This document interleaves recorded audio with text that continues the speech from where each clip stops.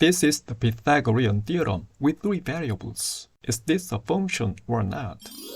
This is a linear function with two variables. Each value of x corresponds to y based on the rule 2x minus 1. Most functions we encounter have two variables. They connect elements from two sets using two variables, written in the form of y equals f of x. But functions are actually about two sets, not two variables. They don't have to be limited to two variables. The Pythagorean theorem has three variables. The hypotenuse c depends on the lengths a and b. Each a and b uniquely corresponds to only one c. This meets all the conditions of a function. To show that this formula is indeed a function, let's rewrite it as a mapping between two sets. We'll group a and b together, combine 3 and 4 into a single pair, 3, 4, and call it x1.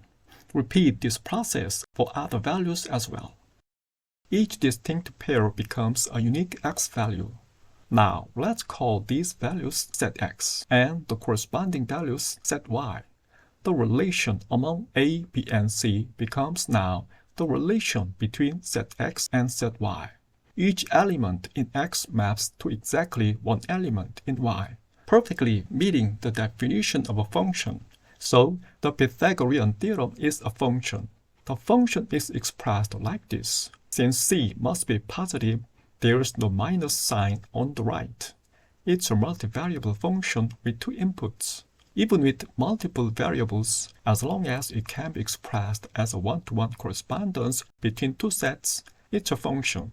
Matrices can be useful here, grouping multiple variables into one unit. Here's the Pythagorean theorem expanded to 3D with three inputs. We can group a and b and c and express it as x. It corresponds one-to-one with d. It's a function. Consider colors. A blend of red, green, and blue combines into a unique color.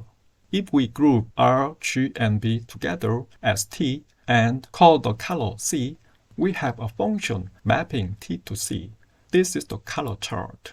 It's a function. Remember, functions are about sets, not variables. Thank you.